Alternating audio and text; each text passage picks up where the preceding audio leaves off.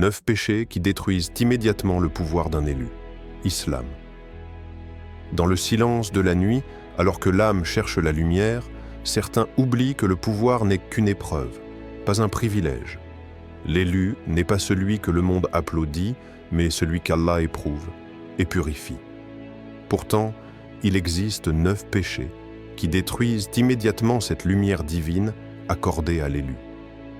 Ce message est pour chaque cœur qui veut comprendre, pour chaque conscience qui veut s'éveiller. Aujourd'hui, nous allons dévoiler 9 péchés, des poisons silencieux, qui détruisent immédiatement le pouvoir d'un élu en islam. Des fautes que l'on croit parfois anodines, mais qui, en vérité, rongent le cœur, brisent la confiance et éloignent de la lumière divine. Reste avec moi jusqu'au bout, car ce que tu vas entendre peut changer ta vie et celle de ceux que tu sers. Et à la fin, je te poserai une question que seul ton cœur pourra vraiment répondre. Es-tu prêt à confronter la vérité? Premier péché, l'orgueil, Al-Kibr. Il est des hommes qui montent si haut qu'ils en oublient la poussière sous leurs pieds. Ils parlent, et le silence se courbe. Ils ordonnent, et des centaines s'inclinent. Mais que reste-t-il d'eux quand la lumière s'éteint? Quand l'écho s'arrête? Quand il n'y a plus que Dieu et eux, l'orgueil n'est pas un cri. C'est un poison qui s'insinue doucement. Ce n'est pas le pouvoir qui corrompt l'homme, c'est l'homme qui, déjà corrompu, cherche le pouvoir pour se cacher de sa propre petitesse. Un calife, drapé de soie, assis sur un trône sculpté d'or. Devant lui, un vieil homme, sans titre, sans escorte. Il lève les yeux et dit simplement « Je suis venu te rappeler que le sol sur lequel tu poses tes pieds avalera ton corps comme tout autre homme. » Silence. Le calife baisse les yeux, ses mains tremblent, puis il pleure. Et toi, quand as-tu pleuré pour la dernière fois en te rappelant qui tu étais vraiment? Ne détourne pas ton visage des gens avec orgueil et ne foule pas la terre avec arrogance. Sourate Luqman 31-18. Ce verset ne parle pas à l'ego, il parle à l'âme. Il ne crie pas, il te regarde, comme pour te dire « Tu es poussière, tu es souffle. Ne t'élève pas comme si tu ne devais pas tomber. » L'orgueil est un feu sans fumée, il consume sans bruit. Tu ne sens pas les flammes jusqu'au moment où tu te rends compte qu'il ne reste plus rien de toi. Juste un nom, gravé sur un trône vide. Alors dis-moi, es-tu devenu ce que tu étais censé combattre? Deuxième, l'injustice, Dhulm. Il n'y a pas d'arme plus lourde que l'injustice silencieuse, celle que l'on inflige sans cri, celle qui n'a ni sang ni bruit, mais qui brise 1000 cœurs en un seul décret. L'injustice ne commence pas dans les tribunaux.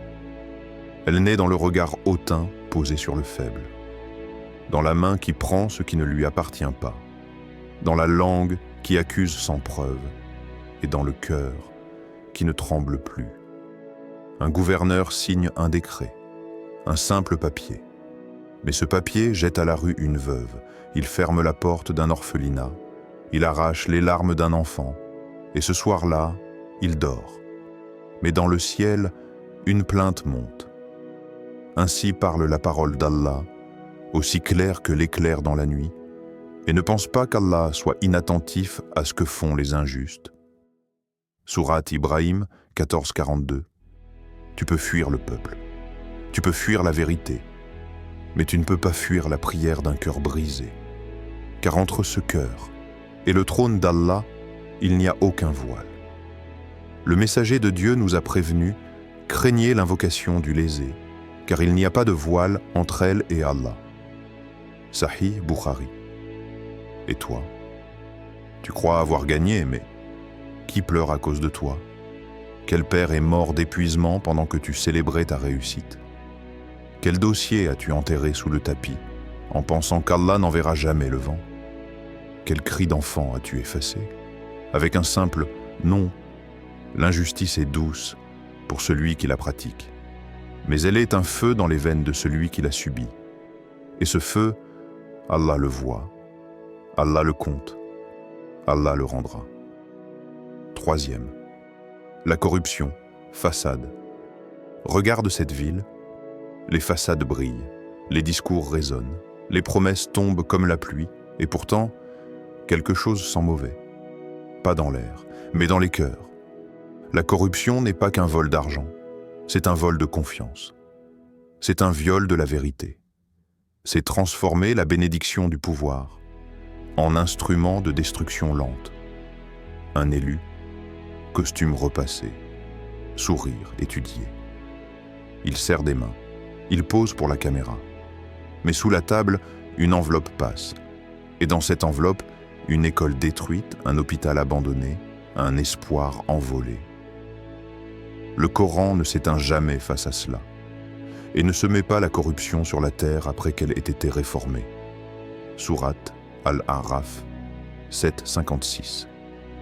Pourquoi Allah dit « après qu'elle ait été réformée » ? Parce que souvent, l'élu vient après les révolutions, après les prières, après les martyrs, et c'est lui qui ose salir la terre que d'autres ont nettoyée avec leur sang. La corruption, c'est refuser l'œil d'Allah pour céder au regard d'un banquier. C'est préférer l'éphémère à l'éternel. C'est vendre son âme à crédit. Un homme haut placé, corrompu depuis des années, riche, intouchable. Un jour, son fils tombe gravement malade. Il court, il paie, il supplie, mais aucun médecin ne peut sauver l'enfant.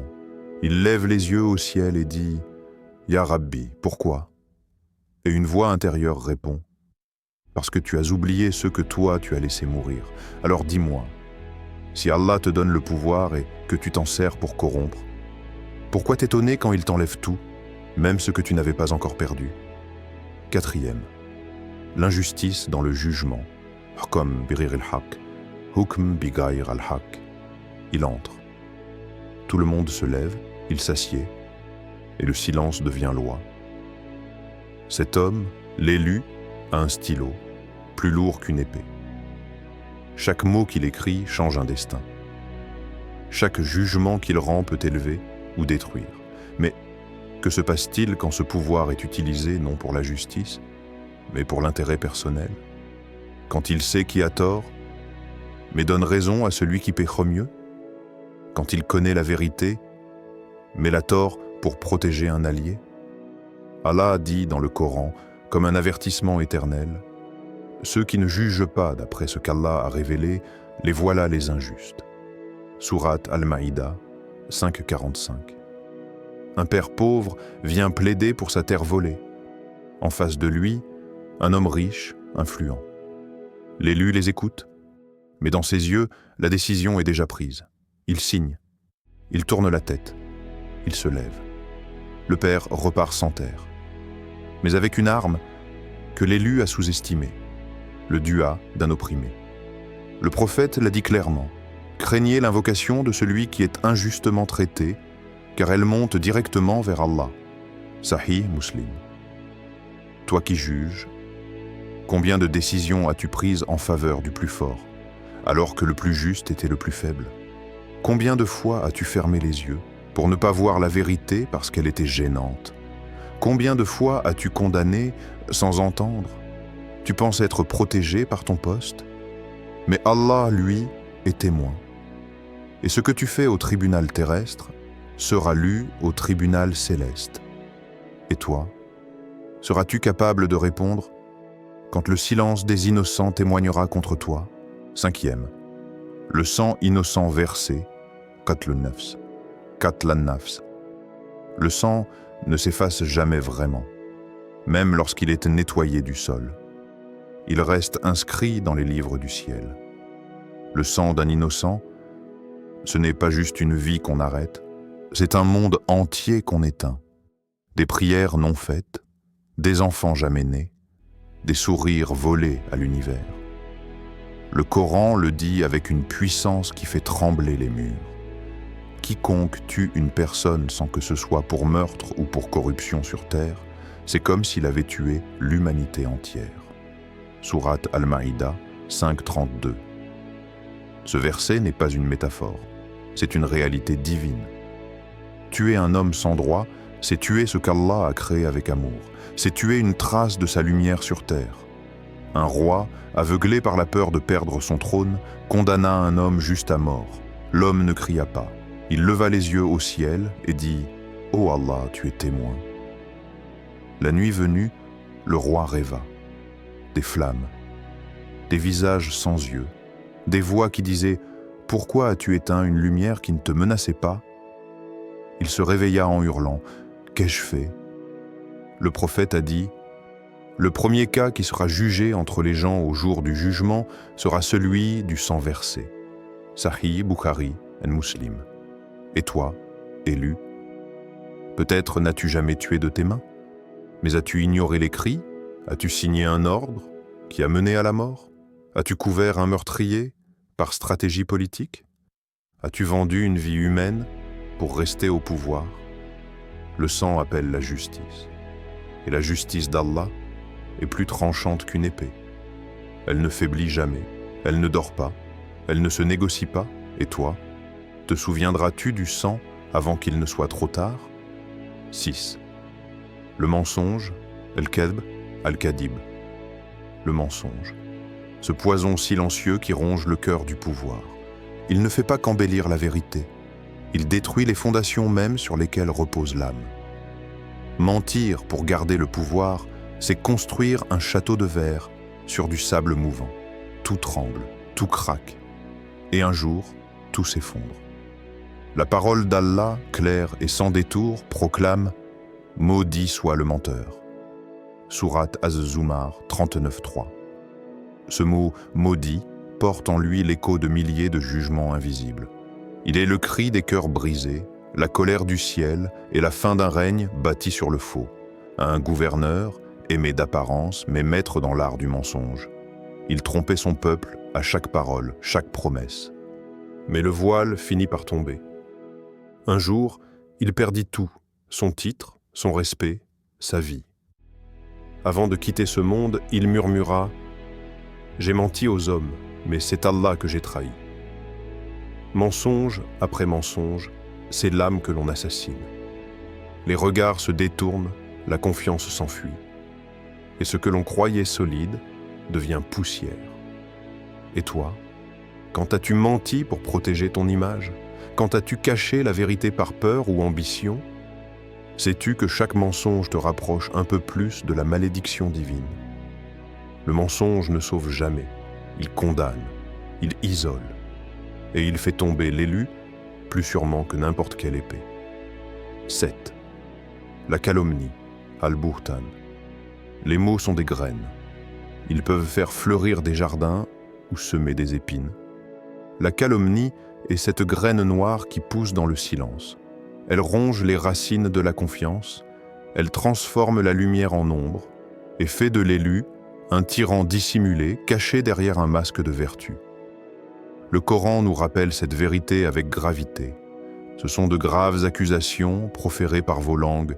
Vous considérez cela comme insignifiant, mais c'est énorme auprès d'Allah. Sourate An-Nur 24-15.